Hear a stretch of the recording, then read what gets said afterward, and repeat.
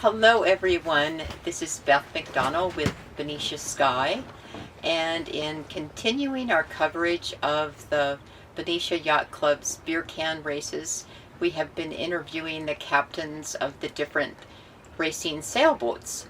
And today we are here with our neighbor, Stephen Dale of Playpen 2. Yes. Okay, so what do you want to tell us about Playpen 2? And I take it there was a first Playpen. There was a Playpen 1. The Playpen 1 was a Shinobi Hunter 30, which actually Hunter. had been birthed in Benicia. We bought it when we were in Oakland. It was a fine sailing boat, and we bought the Playpen 2 in 2001, and we loved the name, so that's why we renamed her the Playpen 2, and there may be a Playpen 3 someday. We'll just have to see. Well, why does Playpen mean so much to you? Oh, I don't know. I've always been a water person, and almost all of my play activities have been with the water. And quite frankly, when we were doing this at first, the grandkids were very small, and so we had nets all around the boat, and it felt like you were sailing in a playpen. So we just always loved the name, and so we're going to stick with it. Okay, very good. Yeah. Have you been in the racing for a very long time, or is that something kind of new? I have in one form or another. Before we came to Benicia Yacht Club about 9 years ago, Terry, my wife, and I have been members of yacht clubs probably for 30, 35 years, maybe longer. It's hard, as you get older, it's hard to remember here. And we were in the Oakland estuary for years and years and years. And so I've crewed in Oakland Yacht Club races. I've crewed in Island Yacht Club. We were members of that. Ballina Bay, Encinal Yacht Clubs. We were members of that. We were members of a lot of different yacht clubs. And then I also raced in South Beach Harbor, and then the hardest of them all was Oyster Point. Here, but I was always as crew, never as the skipper. Yeah, so this was a new experience for me. I've always broken somebody else's things here, but now it's my things that get broken, so because it's my boat. Well, congratulations. There we go. Let's see what else I was going to say. Oh, my mom had a cute question. She asked if you have any superstitions about, well, I guess it could be sailing or racing. Boy, sailors are usually full of superstitions, but Right. I'm trying to think of one. No, I wouldn't say I have a lot of superstitions here. There's many times I look out at the water and ask myself, do I really want to do this? And, we end up doing it and always have a good time, but there is that moment of going, what am I thinking? Why would anybody in their right mind do this? But, the good thing is I've got a super team and we always have a good time. How many people do you have with you usually? We have a crew of 7. We're comfortable with 6. We seldom have 7. Unlike E-Ticket, who has a crew of 13 on a small day, we just don't have that much room in the cockpit. So Right.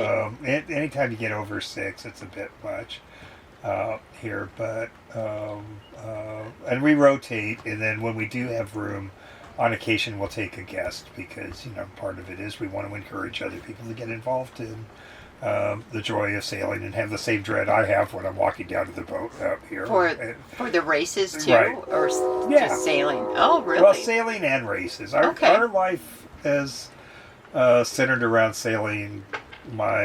For me, my entire life, and for my wife since she met me, because that's what I do. Right. That's a good thing to be involved with. have you, we've been watching these YouTube videos about sailboats capsizing and all kinds of lovely disasters. Anything like that happen ever for you? Um, I have always loved the Delta, and quite frankly, until we got into the beer can races, we spent every summer in the Delta, and I think I've run aground everywhere you possibly can. Maybe I missed something somewhere, but I doubt it. But, part of being a sailor is being patient. Just wait for the high tide. Just wait, it's going to come eventually, and if you're in a big hurry, then you probably should get a powerboat here. So, as far as like big disasters and that sort of thing, so far not. But time will tell. Yeah, but mostly running aground. Most of the big adventures have been running aground, and I actually, for instance, an example would be many years ago. My wife's gonna hate this here, but we were sailing down to the Delta, and we weren't really paying attention, partially because Terry had bought this really nice bathing suit. So we were admiring the bathing suit and just having a wonderful time, and I wasn't paying attention, and I turned at the wrong place and ended up running aground here at Middle Ground. And in the afternoon, as I remember, we actually had a big fight. And then I says, well, I'm not going to take this. And I went storming out of the cabin and then go, well, there's nowhere I could go. So that's one of those things about sailing and boating. It's like, well, at that point, it's like, well, you probably need to make up to the wife at this point, because otherwise it's going to be really cold out there.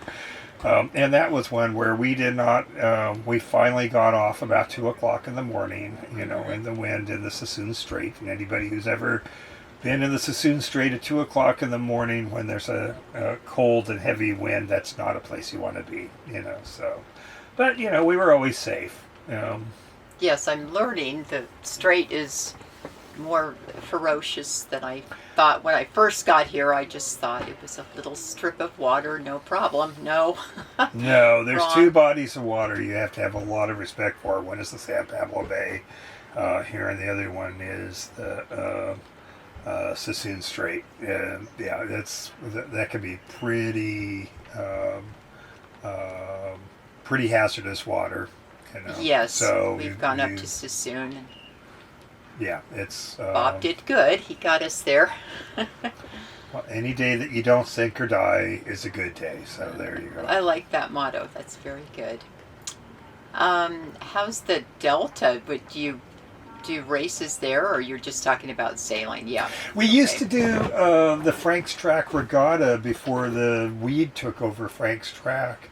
And it was a wonderful set of races. I'll tell you, quite frankly, since I got to have the boat here on Thursday evenings, it does limit my ability to go traveling all over the place. So we do go to the Delta. We'll go twice this year, but we'll be leaving Friday morning, coming back Wednesday, because can't miss the Thursday night race. Can't do that. Yeah, that's nice. Very loyal.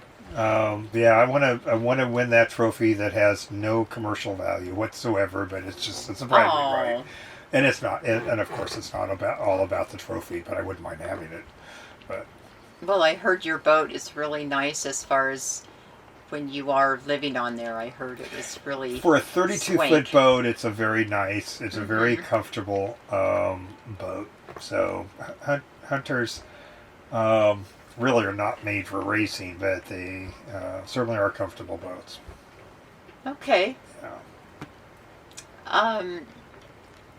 Being a lawyer, does anything factor in when you're figuring out how you want to race or what your strategies are going to be? Other than keep your mouth shut that you're a lawyer, I mean, that's about it. That's here. Usually, unless it's somebody like you that I know, I'm probably going to avoid the question. But no, or and that's one of the reasons why I don't have some clever name having to do with the law. Is you may find this shocking. There are people that don't like lawyers here, so.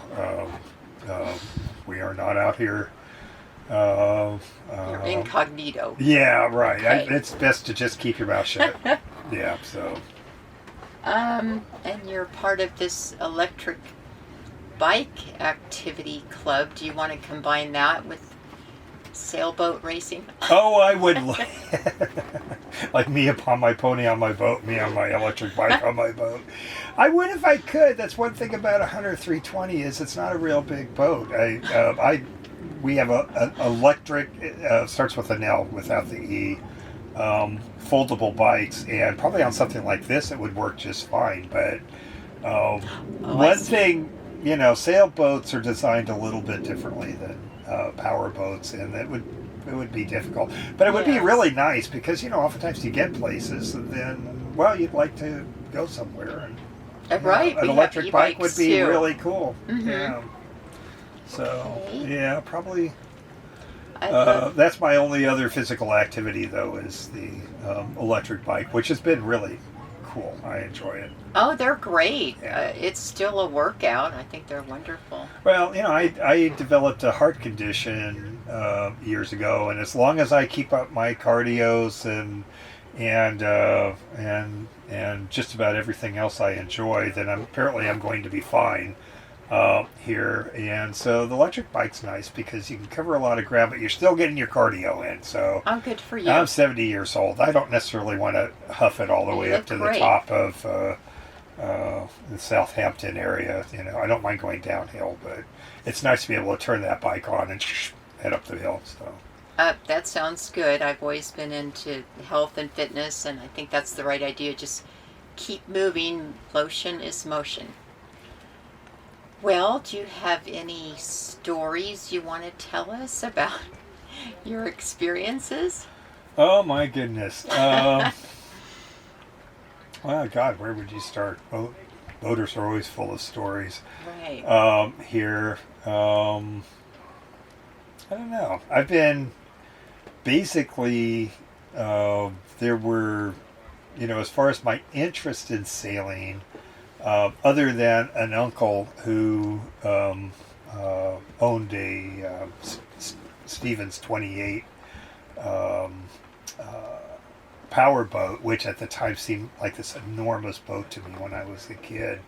I didn't really have boaters in my family, but I had always just been drawn to sailboats. And so when I was 9 years old, I had a paper route. There's these things called paper routes where it used to be that you would throw the paper on the porch or at least on the Oh, roof sure. or something along that line. So I was had a paper route with the Mercury News here, and I saved up $25 to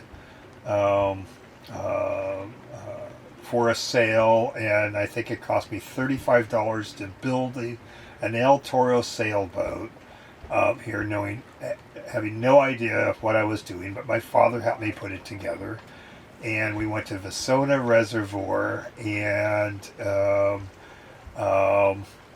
not knowing what we were doing, but we had a book. We rigged it all up. Well, that looks good. And then he shoved me off, and then I went all the way to the end of the lake, and then I got to the end of the lake and go, now what do you do? And I got out and sat on a rock, figuring that I guess I'm just going to sit here until I die. And a fisherman came and said, get back in the boat. I said, okay. And he tightened up the sail, had everything set, gave me a little push, and he said, follow the boat in front of you, do exactly what they do, right? Keep everything tight and just follow the boat in front of you. And so that's pretty much what I've been doing for the last 60 years, is just following the boat in front of me. So as long as there's a boat in front of me, I'm absolutely fine. So, and I just do whatever they do. I guess that's the same as instead of the father teaching the son to swim, you just throw them in the lake. That's and pretty much let them how figure it out. it flew. But yeah, well, he had no idea what he's doing either. But he had 4 other kids, so I guess he figured if he loses one, what the hell.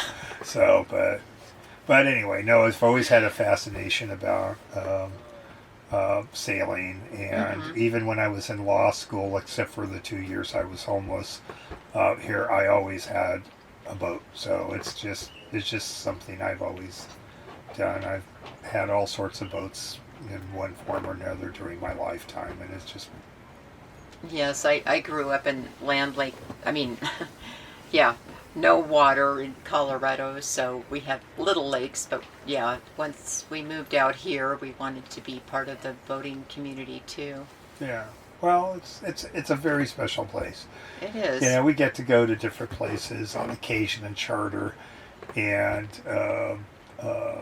you know, you do really learn how unique this area is. And there's there's a lot of beautiful areas and all that around the world, but it's always nice to come back to the San Francisco Bay, and I have a special affinity for the Delta, and now I'm in between both.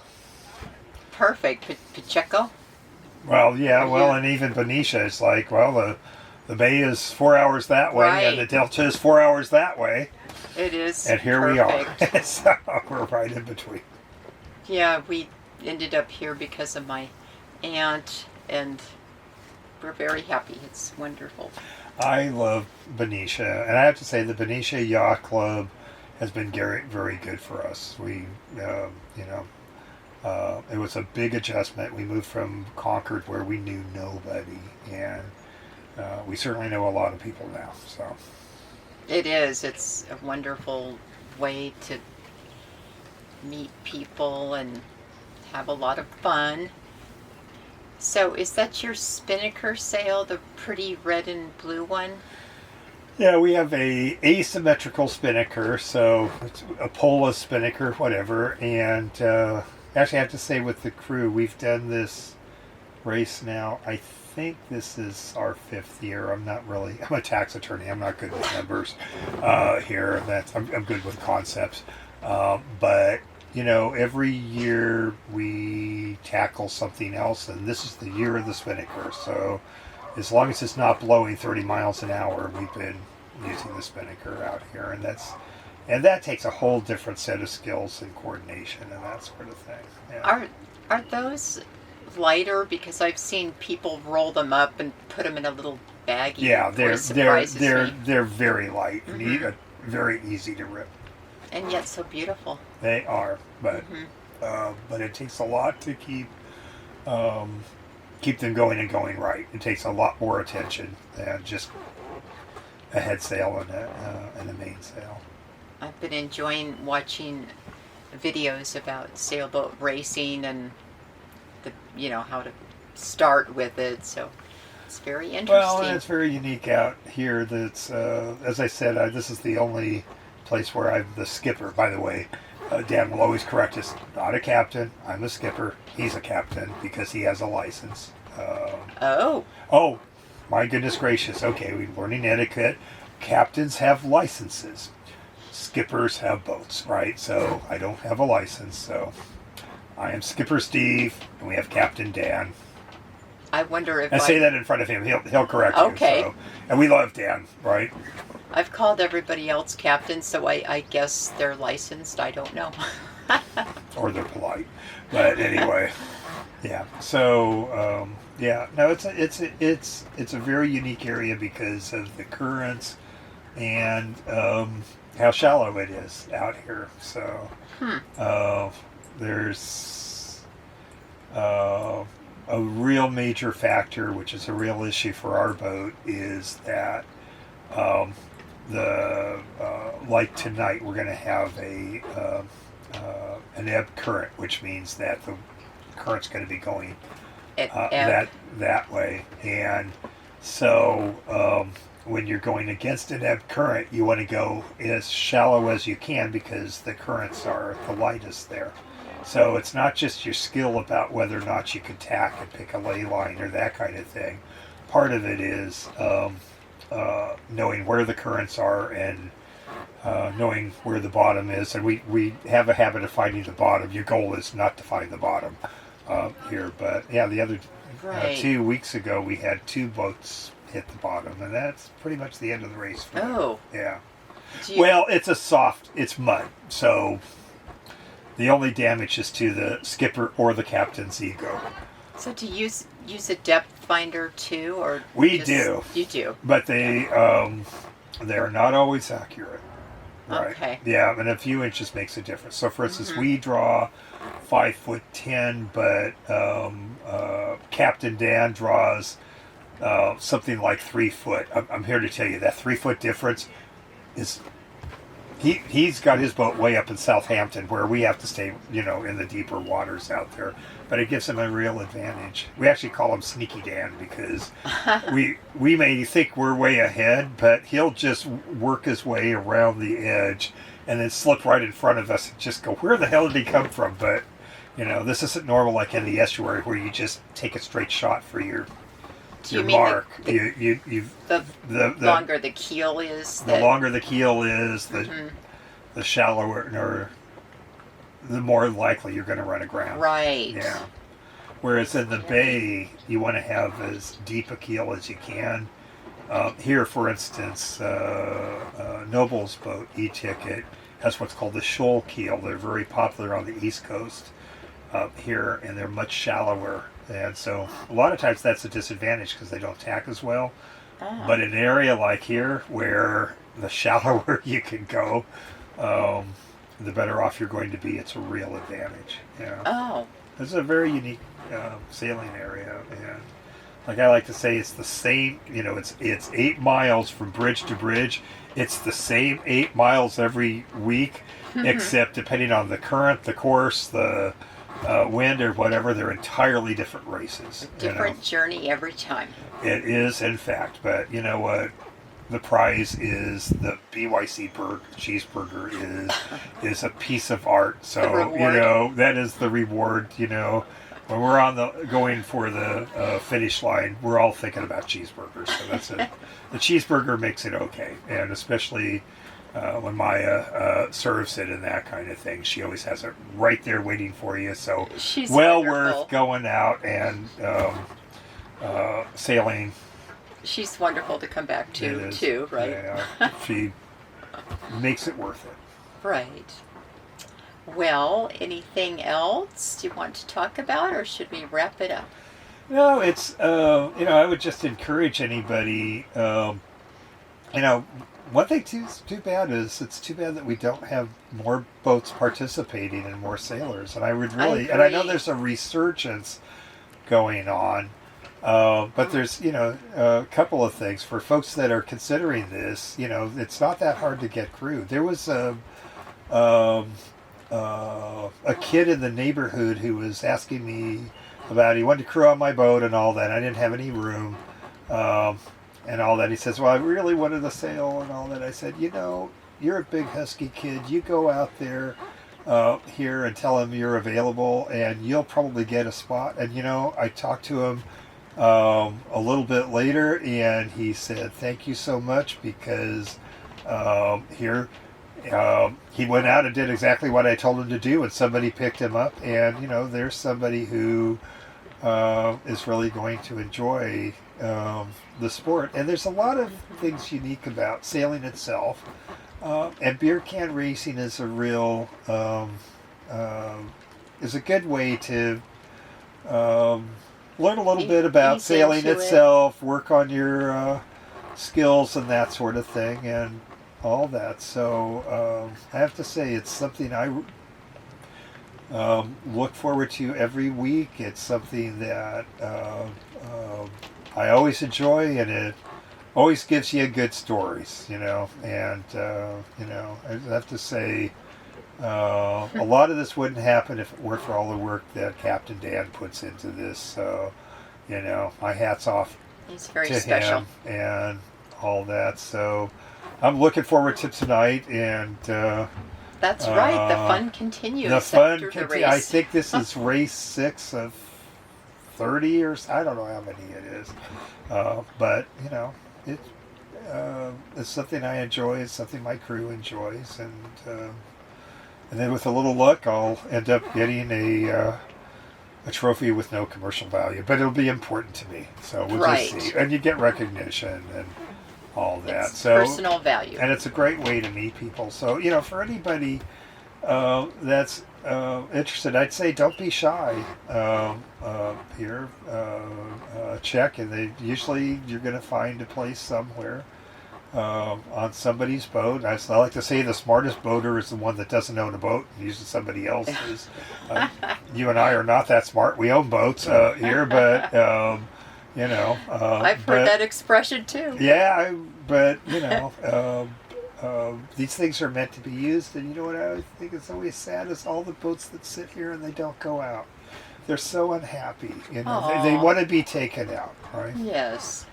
Boats are like children and wives. You got to take them out and pay attention to them, or they will turn on you. Here, I can guarantee you. So that's and that's why they call them a she. So. Okay, well, I think we covered everything. Okay. Thank great. you. Thanks for the great pictures, and Bob, thanks for the drone pictures too. Oh, he's great. My uncle used to say, we go back to another sexist saying that you can never go wrong by complimenting a man about his wife or his boat, or it was this boat or his wife. It's one or the other. But part of it is people always love to have pictures of their boats. And their wife. Yes. Here too, yes. And the wife on the boat is even better, but true to God, honey, here. But anyway, no, it's I take a lot of pictures, but of course all the pictures are from my cockpit out, so it's always nice to have something where somebody's sharing a picture with us. I'm so proud And of I will him. say that folks have been very good about sharing and all that, and I think all the skippers, were very passionate about their boats. Yeah, and it's a little bit of a risk for him to have the drone out over the water, but Yeah. he's doing it. He's so far so good. Okay, well, thank you everyone for joining us, and goodbye for now.